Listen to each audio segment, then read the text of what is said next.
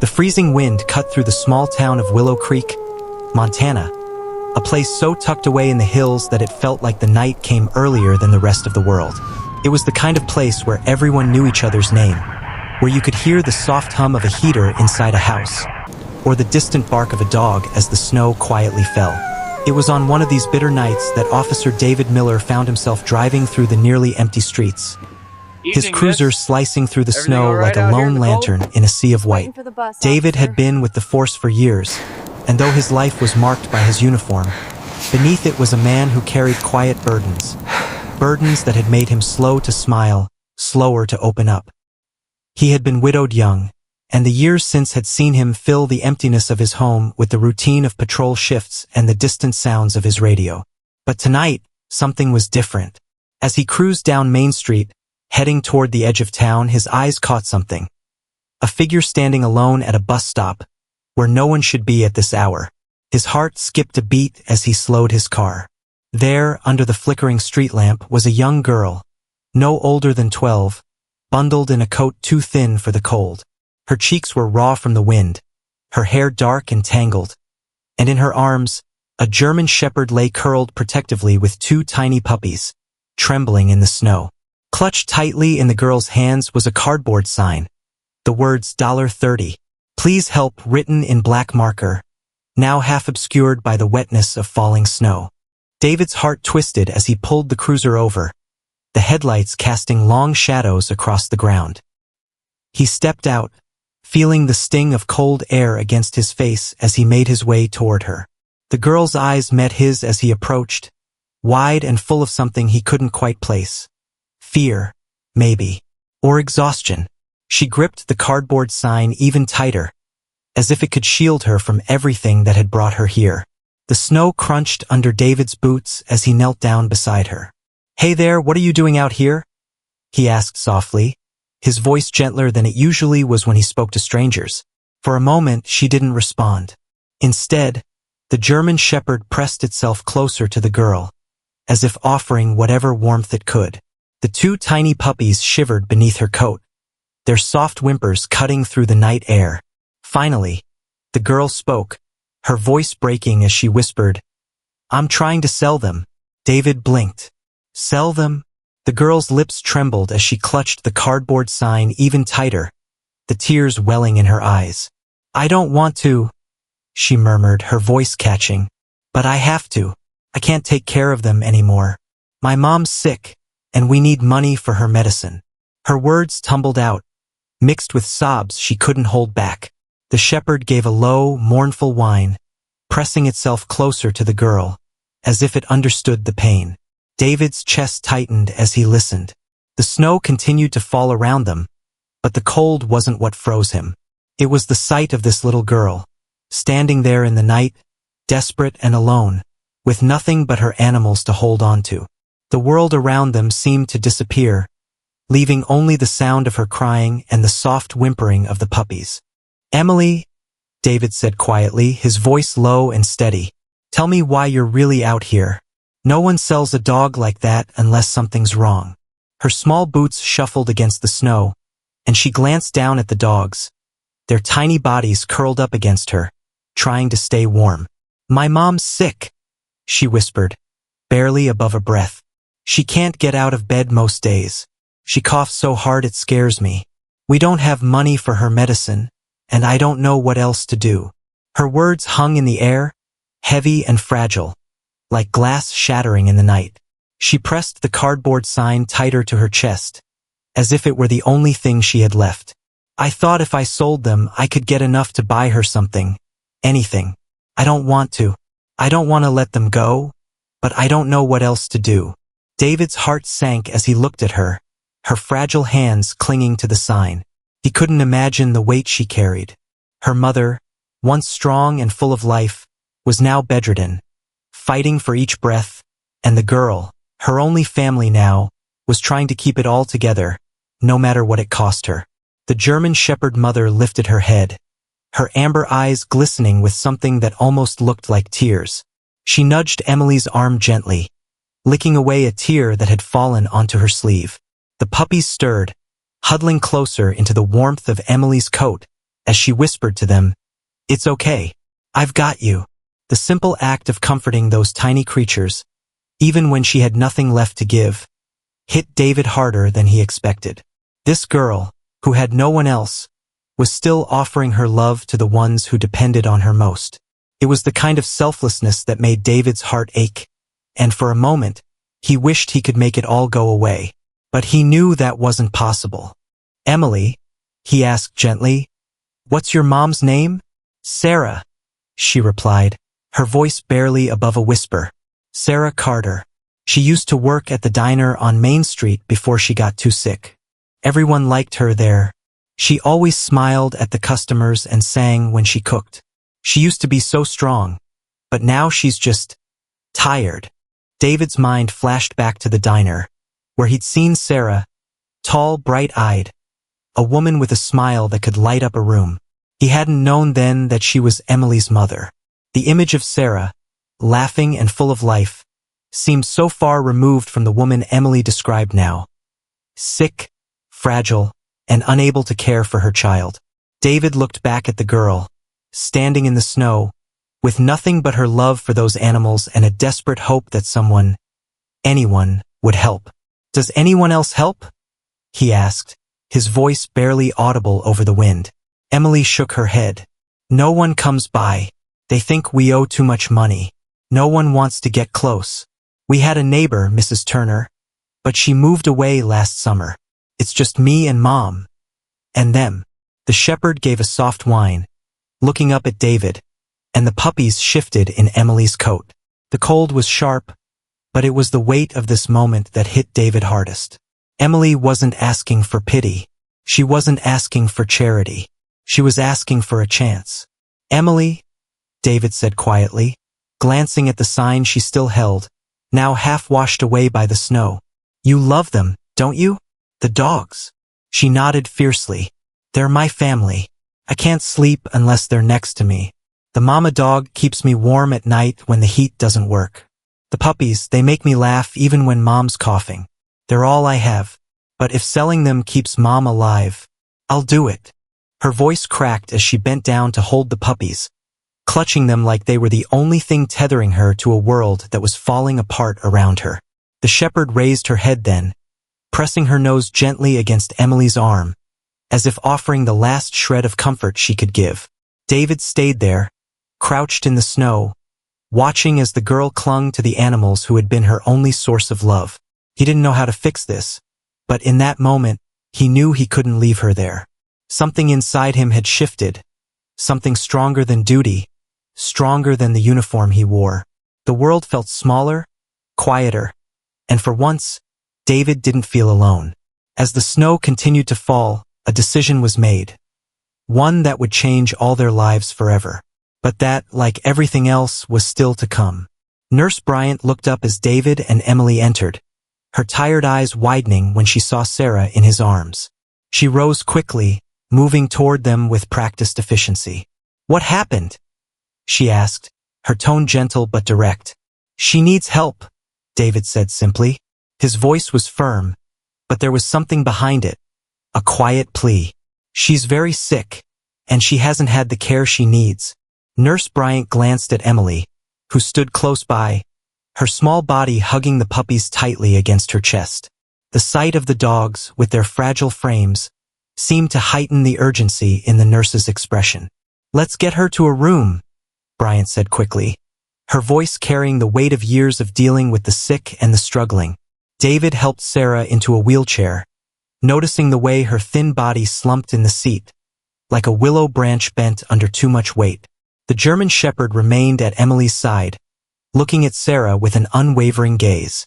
She seemed to understand that this was the right thing, that, for a moment, she wasn't the one holding up the world. Emily's eyes followed the dog, and for the first time that morning, a small sense of relief flickered in her gaze. Maybe, just maybe, help had arrived.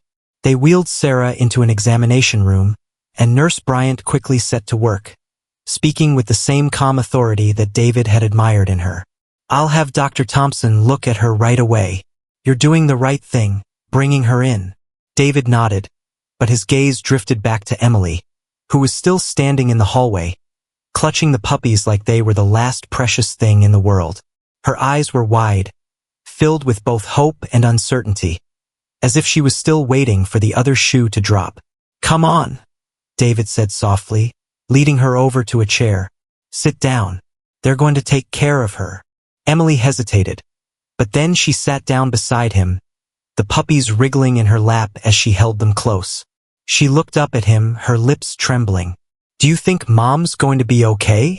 David met her gaze, the weight of her question settling deep in his chest.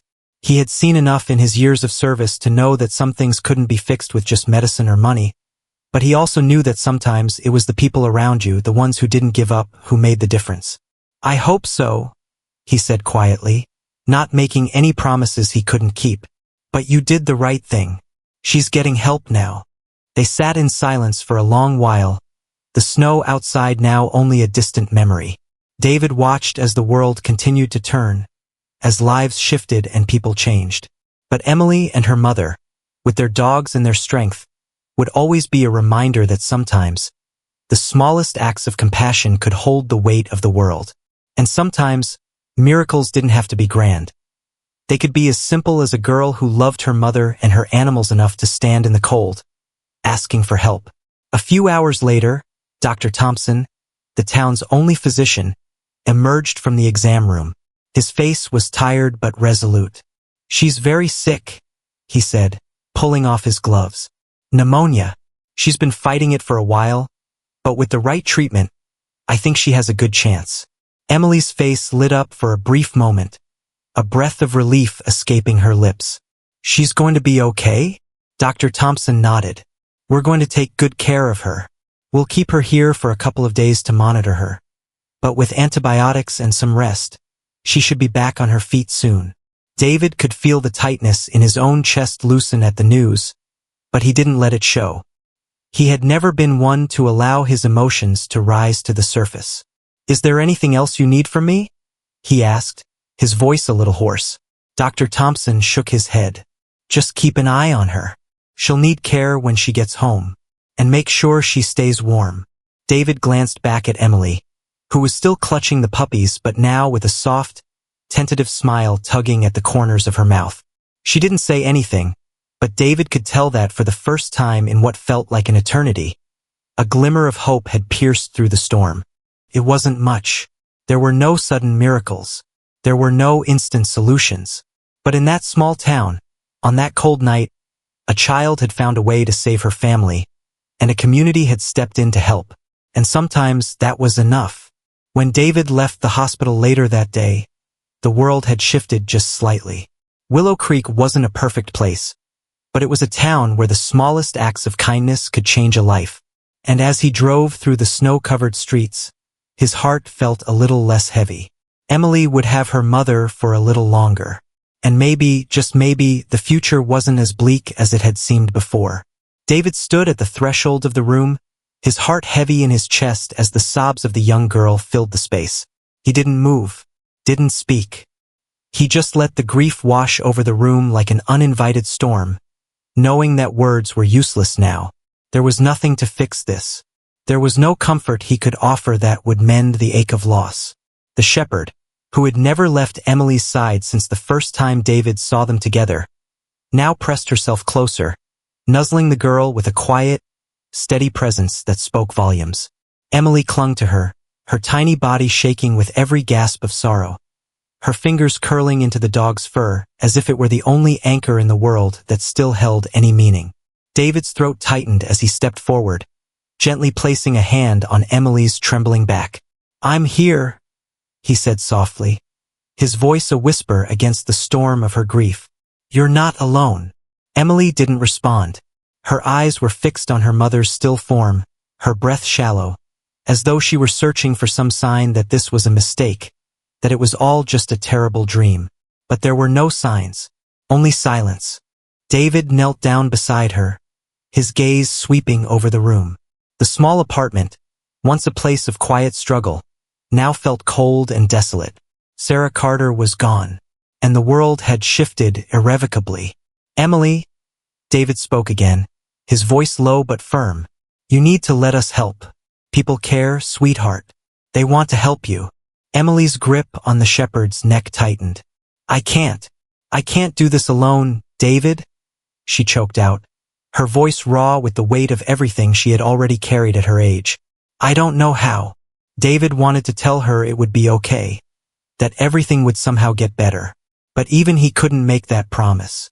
What he could do, though, was offer her the one thing that had been a constant in all of this, the knowledge that she wasn't truly alone. I know you don't, he said quietly. But you don't have to. We'll be here for you. Your mom's right. You have people who care. More than you know. He stood then, looking at Sarah one last time. The exhaustion in her face, the quiet dignity of her struggle, the love for her daughter still radiating despite the frailty of her body. It all left a mark on him. This was a woman who had fought for her family until she couldn't anymore. And now Emily would have to learn how to fight without her. David turned back to Emily, whose eyes had closed, but her face was streaked with tears. He knew it wasn't just the loss of her mother that tore at her now. It was the weight of everything that had led to this moment. The cold, the hunger, the sacrifice, the loneliness. But now Emily didn't have to carry that alone. Not anymore. You have your whole life ahead of you, David said, his words heavy with the weight of the promise he was making. We'll take care of you. We'll make sure you're okay. The shepherd raised her head, as if listening to his words, before softly whining again, pressing her body into Emily's side. Emily blinked through her tears, looking up at David with a quiet, exhausted look that spoke volumes. Thank you, she whispered, her voice so soft it barely reached his ears. David nodded, fighting back the lump in his throat. You don't have to thank me. This town, this community, we take care of our own. Outside the apartment, the storm had stopped, leaving behind a still, quiet night. The moonlight broke through the clouds, casting a pale glow on the snow that had accumulated in thick layers over the last few days. David stepped back toward the door, one last glance at Emily, at the shepherd lying faithfully by her side, before pulling the door gently closed behind him. He had witnessed an unbearable loss that night, but he had also witnessed something else. Something quiet and unspoken but powerful. A community that rallied together. A young girl who, despite everything, still held on to the love of her family and the hope that someone would care. And a dog, who in her silent way, had carried more than just the weight of her own suffering. David walked into the night, the town of Willow Creek still heavy with sorrow, but with a flicker of something else too. Resilience. In a world full of loss, there was always room for new beginnings, no matter how small they may seem. David stood up slowly, his mind still reeling from the events unfolding before him. The shepherd, her body pressed firmly against Emily's, seemed to exude an ancient kind of wisdom, as though she had always known what her purpose was. The bond between the girl and the dog, forged in sorrow and now sealed in an act of heroism, was undeniable. The shepherd had done more than just pull Emily from harm's way. She had protected what little hope Emily had left in this fractured world. She's special, isn't she? David murmured to Carl, who was still visibly shaken, his hands trembling as he stood by the truck. Carl nodded, his voice thick with emotion. I've known her since she was a pup, always had that look in her eyes, like she knew what she was meant to do. Never thought it would be something like this. David crouched down beside Emily, his hand on her shoulder as she clung to the shepherd, her face wet with tears, but her grip on the dog tightening. Her heart was still racing from the near miss, but something had shifted in her. There was a strength in her now, born not just from grief, but from the knowledge that she had been saved, not by a person, but by the dog who had given everything to make sure she lived. You're okay, David said softly, his voice calm but firm. You're going to be okay. The shepherd is right here. She won't leave your side. Emily nodded, her face buried in the shepherd's fur, as the dog's steady breathing seemed to calm her frantic pulse. She didn't speak at first, but after a moment, she whispered, barely audible. She saved me, David. She pulled me back. David looked at the shepherd, his heart swelling with respect for the dog's fierce loyalty. It was as if she understood the girl's pain and had made it her mission to keep her safe, even from the world's cruelest twists of fate. His eyes lingered on the dog's amber gaze, and for the first time in a long while, David felt something like hope, something fragile but real. She saved you, David confirmed gently, reaching out to rub the shepherd's back, his fingers brushing the thin fur. She knew. Carl, still standing at the edge of the sidewalk, let out a slow, relieved breath. I'll make sure she gets some food, he said. She deserves it. David nodded. I'll take it from here. Thank you, Carl. As the farmer moved back to his truck, David stood, pulling Emily gently to her feet. She seemed disoriented, but the shepherd was there, her presence a constant, grounding force. I can't believe it, Emily whispered, her voice still shaky. I almost didn't make it. You made it, David said softly. You're still here, and you're not alone, Emily. You have her. He motioned to the shepherd, who looked up at him with those steady amber eyes, the same unwavering gaze she'd held since she'd first pulled Emily from the truck's path. She's my family now, isn't she? Emily asked, her voice small but filled with a quiet understanding. She is, David answered, his heart aching for the girl, for the loss she had endured. But there was something else there too, something he couldn't quite define. A spark, possibility, and the rest of us too. You're part of this town. You have people here who care. We'll help you, Emily. We won't let you fall. She gave a small nod, her face still streaked with tears but her expression different. More resolved, more steady. I'm not alone, she whispered, almost as if testing the words, feeling their weight on her tongue. Not anymore. The shepherd licked her face again, as if agreeing. Her tail gave a slow, steady wag, and for the first time in days, Emily let out a small, trembling laugh. It was weak, but it was there, and that small moment of light felt like the first real breath she had taken in what seemed like forever.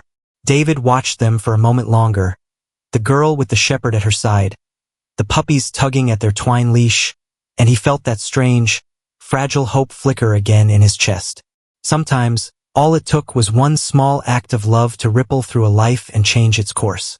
Come on, David said, offering Emily his hand. Let's get you both home. David glanced back at Emily, who was still kneeling, her arms wrapped around the German shepherd, the puppies nestled against her trembling legs. His chest tightened at the sight. There, in the middle of the snow-covered street, a fragile girl clung to a bond so deep it could keep her standing in the face of all that had torn her world apart. The snow began to fall again, but this time it was softer, like a gentle blessing on the street, the air quiet except for the shuffle of the dog's paws and Emily's breath.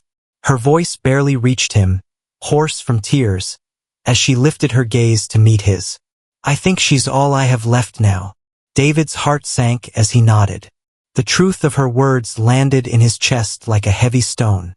The shepherd, eyes bright with loyalty, lifted her head and met his gaze, her amber eyes catching the soft light of the falling snow, radiating a devotion that seemed carved into her very soul.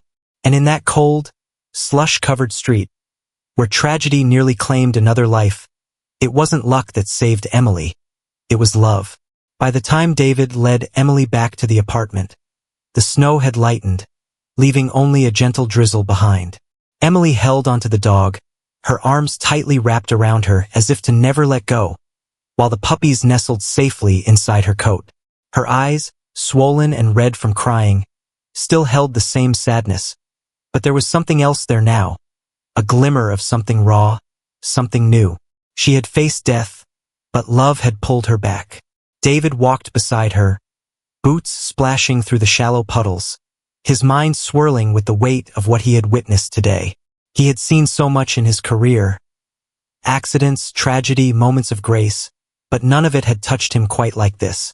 The way that dog had saved Emily not out of instinct but out of love. At the apartment, the dim lights flickered against the peeling wallpaper, the air heavy with absence. Emily gently set the puppies down on a blanket, where they huddled close, their soft whimpers breaking the silence. The shepherd circled once before settling beside Emily, her head resting gently against the girl's leg. David took off his hat, holding it against his chest as he spoke softly. I can't stop thinking about today. You could have died out there, if it weren't for her. His gaze lingered on the shepherd, whose amber eyes met his, calm and steady, as if she understood exactly what he meant.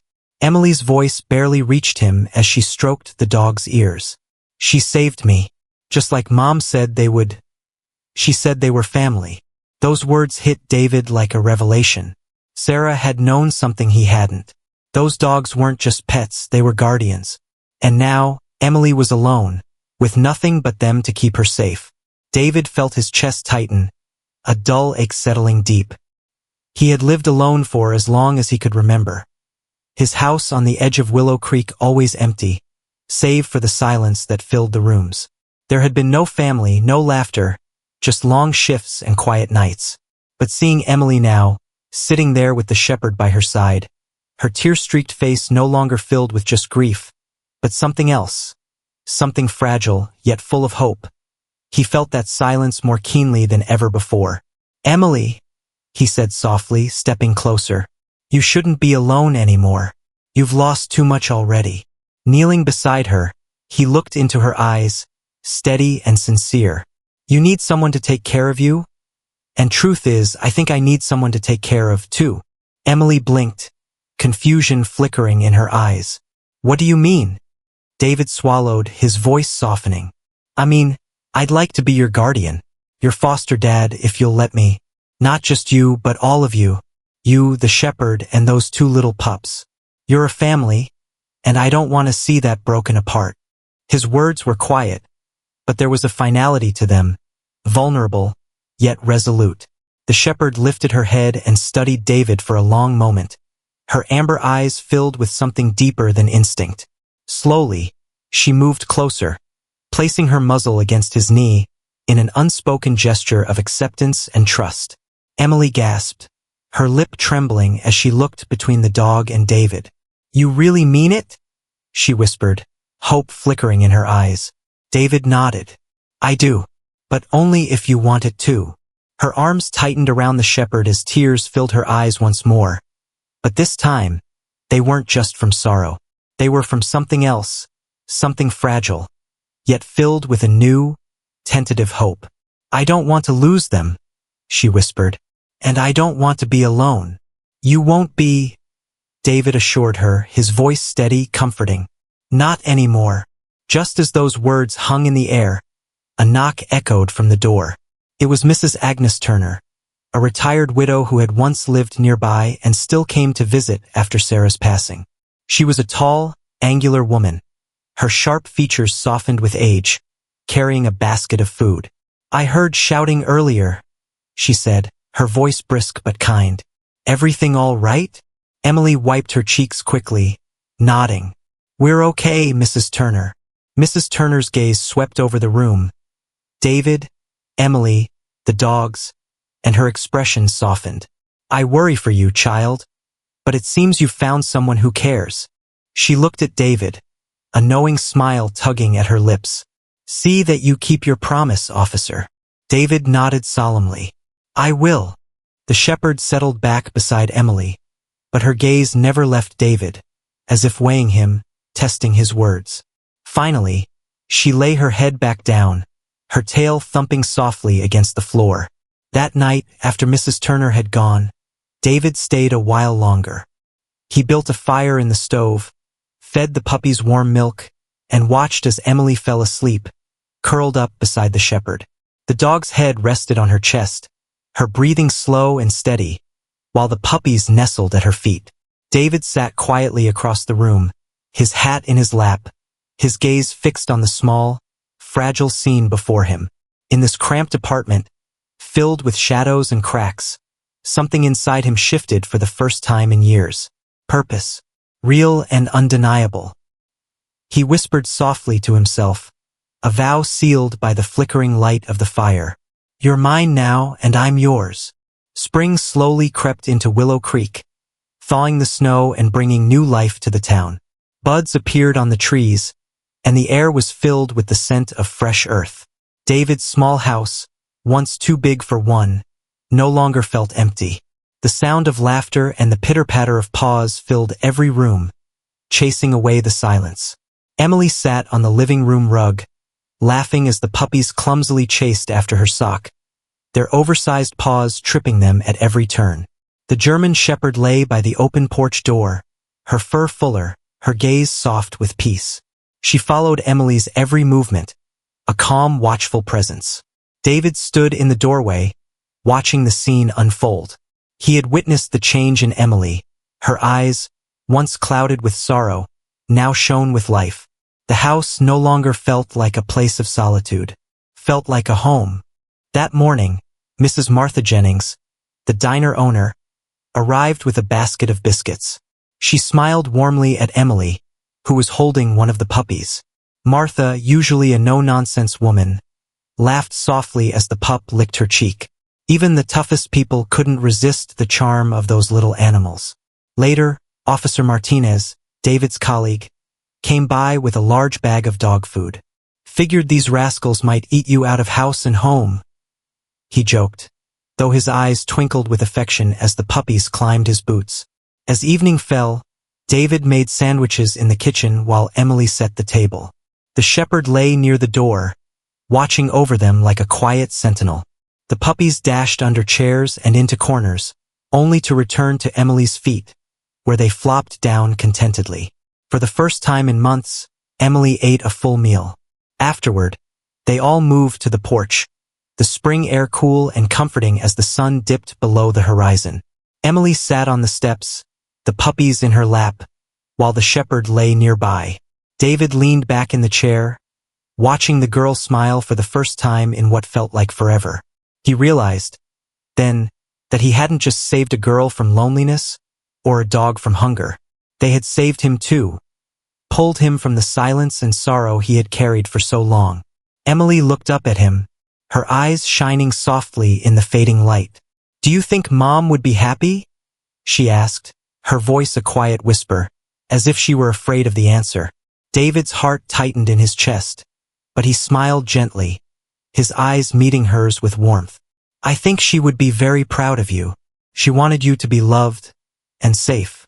And now you are." The shepherd, lying close by, lifted her head at the sound of his voice, her amber eyes meeting David's with an understanding that went beyond words. For a moment, it felt like the dog was offering her silent approval, her trust now fully given, her family, both the girl and the two little pups, now part of something more than just survival. The shepherd lowered her head back onto her paws, her tail thumping once against the porch as if to say, "Yes, we are safe now." The sky had deepened into a velvet twilight, the first stars beginning to pierce the night.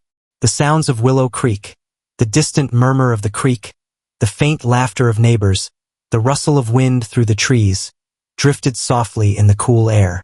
Inside, the hum of the heater was quiet, no longer needed to chase away the chill of loneliness that had once filled the rooms. David rose from his chair, his movements slow and deliberate as he walked to where Emily sat. He gently draped a blanket over her shoulders, watching the puppies twitch in their dreams, curled up in her lap. The German shepherd was still at her side, her eyes half closed in contentment. For a moment, David stood there, taking in the scene before him, the girl finally at peace, the three dogs surrounding her with unbreakable love, and the quiet yet steady glow of hope that now filled the room. It was then that David realized, with a deep, undeniable truth, that this was family. Not one built on bloodlines, not one forged by tradition, but a family created from love, trust, and the small, yet powerful miracles that had woven their lives together. As he stood there, the weight of the years of silence in his life slowly melted away. He wasn't just an officer anymore. He was something far greater. A protector, a father, and part of a family that had come together against all odds. Emily, leaning against the shepherd, let out a soft sigh, her eyelids heavy with sleep. The puppies curled tighter into her lap, their tiny bodies still, the sounds of their breathing mingling with the rhythmic beat of the dog's heart beside her. David stood in the doorway watching over them, feeling for the first time in years that he had a place to truly call home. Not because of the walls or the furniture, but because of the people, no, the family who filled it. The night deepened, and the world outside was hushed, but inside, there was light, warmth, and a new kind of peace. And for the first time in a long time, David whispered to himself, his voice barely audible, but filled with a sense of purpose that was now intertwined with his very soul. This is family.